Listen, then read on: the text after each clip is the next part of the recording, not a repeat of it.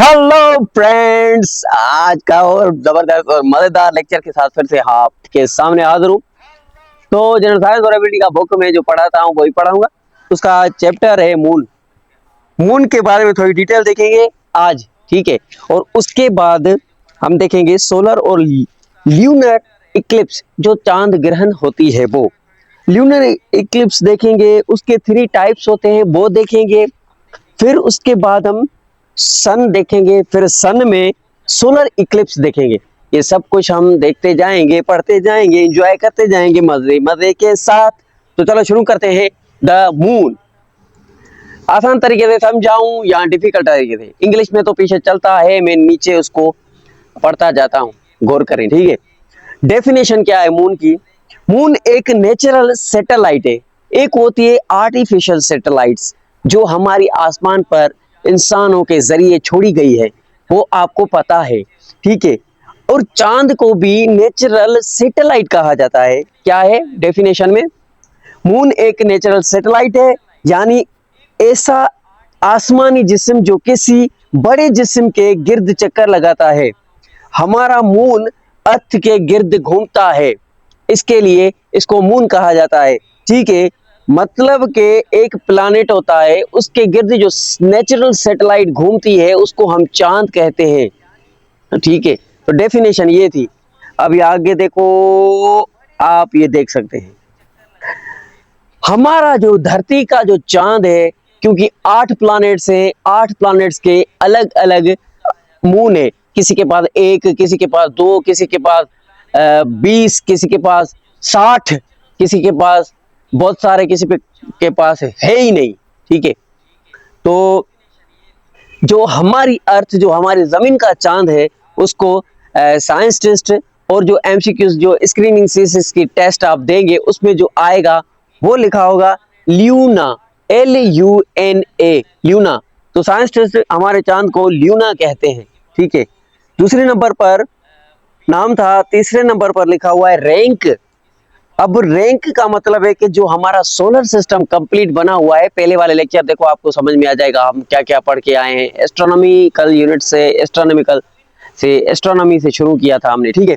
तो रैंक ये solar system का 5वां सबसे बड़ा मून है। देखो, हमारे सोलर सिस्टम में 5वें नंबर पर सबसे बड़ा चांद हमारी धरती का चांद है, ये लिखा हुआ है रैंक में, ठीक है। उसके बाद देखो डायामीटर। अब डायामीटर मतलब के धरती की है कि नॉर्थ पोल, एक है साउथ पोल। ये आप सर्च करके गूगल में देख सकते हैं। नॉर्थ पोल है आर्कटिक और एंटार्क्टिका, साउथ पोल है एंटार्क्टिका, ठीक है। ये दोनों नॉर्थ और साउथ पोल कहा जाता है इनको।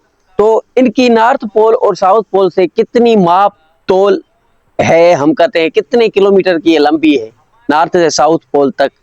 तो यहाँ पर आप ये समझे कि जब हम डायामीटर देखते हैं तो उसकी माप तोल देखते हैं नॉर्थ से साउथ पोल तक, मतलब कि उसकी माप क्या है। जैसे हमने धरती के बारे में अभी मैंने आपको बताया, वैसे ही अब चांद की डायामीटर 3475 किलोमीटर है। मतलब कि इसकी लंबाई इतनी है, लेंथ इसकी इतनी है। चांद की माप जब हम करेंगे ना, मेजरमेंट करेंगे, तो इसकी इतनी होगी, ठीक है। अब मास, मास के एक प्लैनेट का वजन क्या है, उसके अंदर क्या क्या चीजें मौजूद है, उनके हिसाब से उनका वजन मापा जाता है। सबसे डेंस और मास वाला अर्थ क्यों कहते हैं? क्योंकि यहाँ पर इंसान रहते हैं, ये दूसरे प्लैनेट से एक्स्ट्रा वजन है। और यहाँ पर हमने जगह बना हुई है, पहाड़ है, पेड़ पौधे हैं, बहुत सी ऐसी सारी जमीन के सरफेस पर मौजूद चीजें हैं जो कि इंसानों ने बनाई है, अल्लाह ताला ने बनाई है। तो उनको मिलाकर डेंसिटी ओ मास बनता है, वजन बनता है। वो इस तरह से साइंस टेस्ट इस वजन को माप तोल के हिसाब से माप तोल करते हैं। तो मास, इसका वजन 7.3 एंड 1022, ये लिखा हुआ है, आप गौर करें, देखो पीछे। इसको मैं आपको अभी समझाता हूँ। केजी है, यानी अर्थ के वेट का सिर्फ 1% है। अर्थ 81% मास रखता है, तो चांद उसका 1% रखता है। देखो, अभी मैं थोड़ा इसके बारे में आपको समझाना चाहूंगा। देखो, ये सवाल यहाँ पर स्टूडेंट पूछ सकते हैं। 7.3 प्लस में लिखा हुआ है 10 22 केजी का मतलब क्या है? अब इसका मतलब समझो। इस नंबर में -10 जो 22 लिखा हुआ है, 10 22 22 22 छोटा लिखा हुआ है, इसका मतलब है 7.3 के आगे 22 जीरो लगाने हैं हमें। ठीक है, 7.3 के बाद हमें 22 जीरो लगाने हैं। मैथमेटिकली तरीके से समझते हैं। देखो 7.3 उसके बाद प्लस 10 डबल 2 मतलब कि 22, 10 बार 22 लिखना है, मतलब कि 22 बार जीरो लिखना है। अब आप यहां पर देखो ये कितना हुआ, ये कितना केजी होगा जब हम 73 के साथ हम 22 जीरो लगाएंगे तो ये कितना होगा, ये लिखा हुआ है 1 2 3 4 5 6 7 8 9 10 11 12 13 14 15 16 17 19 20 21 22। जब हम 73 के साथ 22 जीरो लगाएंगे तो ये कितना केजी होगा, यानी 73 सेक्सटिलियन किलोमीटर्स। अब आपने सुना होगा बिलियन, मिलियन, ट्रिलियन, ये सेक्सटिलियन सेक्सटिलियन किलोमीटर भी होता है। ये न्यू वर्ड है आपके लिए। सेक्सटिलियन मतलब के खरबों, लाखों, केजी। आगे चलते हैं, थोड़ा और समझाऊंगा। जब अर्थ का टोटल वजन 5.97 प्लस में 10 22 केजी है, मतलब कि सेक्सटिलियन इसका भी है। मून का वजन है 7.3 10 22 केजी। ठीक है, इसका मतलब ये हुआ कि मून का वजन अर्थ के वजन के सिर्फ 1% है। अगर 81% हिस्सा, सिंपल वर्ड्स में समझाता हूं, अगर अर्थ का वजन 81 किलो हो तो मून का सिर्फ 1 किलो होगा। ये लिखा हुआ है, समझने की कोशिश करें। ठीक है,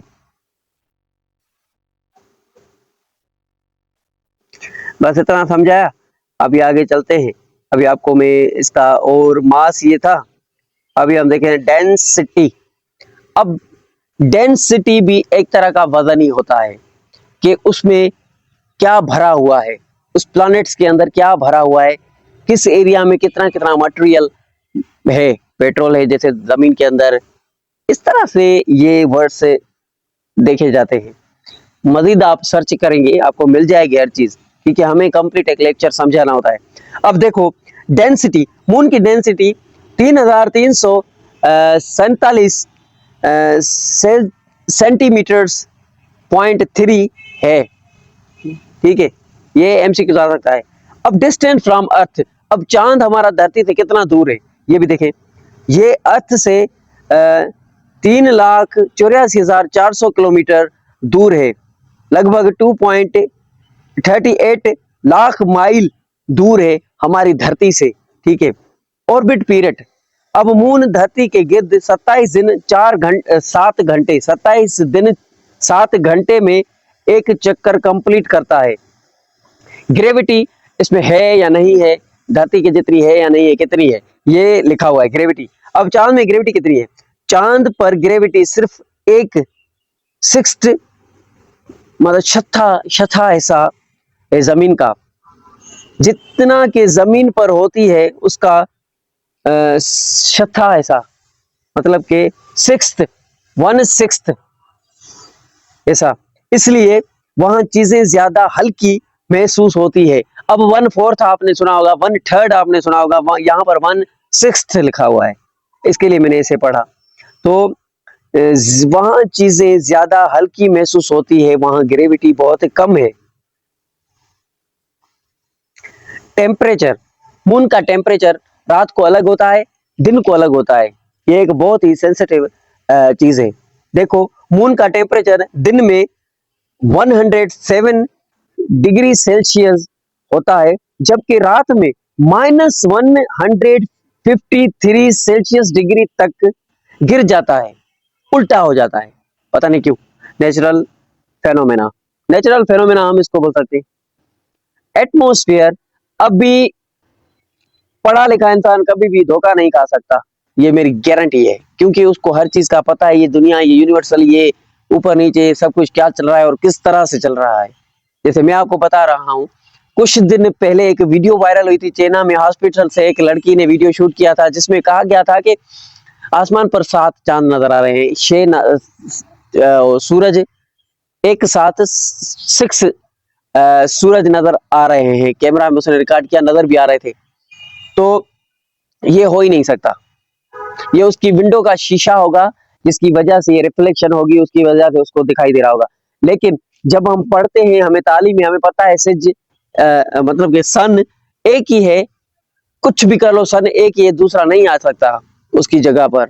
अल्लाह ताला ने बनाया एक है, कुरान पाक में भी एक ही है ही सूरज का जिक्र है। बाकी ये झूठी बातें होती है, पढ़ा लिखा इंसान आराम से इसको पकड़ लेगा। ठीक है, तो आगे चलते हैं।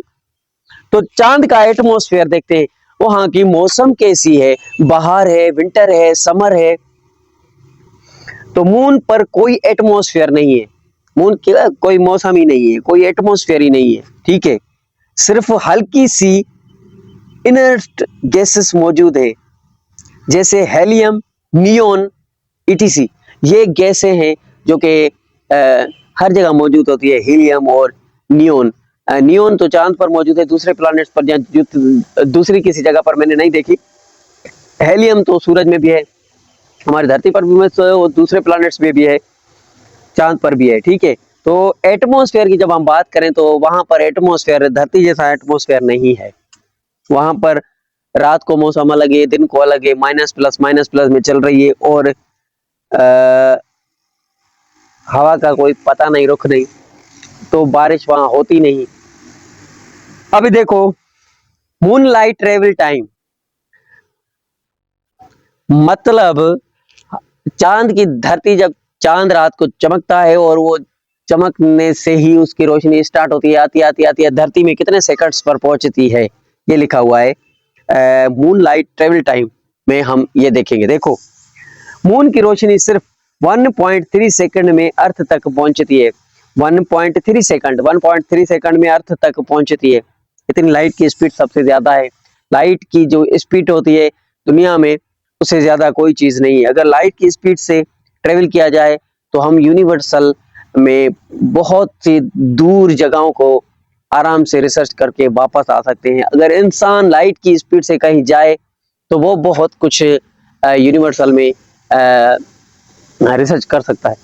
तो अभी तो पहुंचने में सालों लगते हैं, मार्स पर पहुंचने में आपको कुछ 3-4 मंथ लग जाएंगे। जब वापस आएंगे तो वो हमारे अर्थ से बहुत दूर चला जाता है।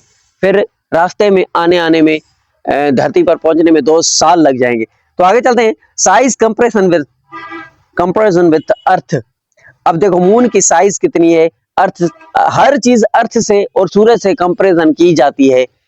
ये साइंटिस्ट का एक अपना तरीका है। किसी की भी माप तोल करते हैं, वो करते हैं इसके जरिए, अर्थ और सूरज के जरिए माप तोल करते हैं। चाहे वो किलोमीटर हो, चाहे वो लाइट ईयर्स हो, चाहे वो पार्सेक्स हो, ये जो भी इनकी यूनिट्स है, एस्ट्रोनॉमिकल यूनिट्स जो मेजरमेंट के लिए इन्होंने बनाई है ये। और अभी देखते हैं size comparison with earth. Moon का साइज अर्थ का 1/4 चौथा हिस्सा है। ठीक है, मतलब कि चौथा हिस्सा है धरती का, धरती से बहुत छोटा है। तो आज का लेक्चर यही था। लेक्चर बहुत लंबा हो जाता है यार, बातचीत करने में, कचहरी करने में, सही तरीके से समझाने में। इसके लिए सोलर एंड ल्यूनर इक्लिप्स, चांद और सूरज ग्रहण, ये हम कल पढ़ेंगे। Keep watching, stay connected. अल्लाह हाफिज।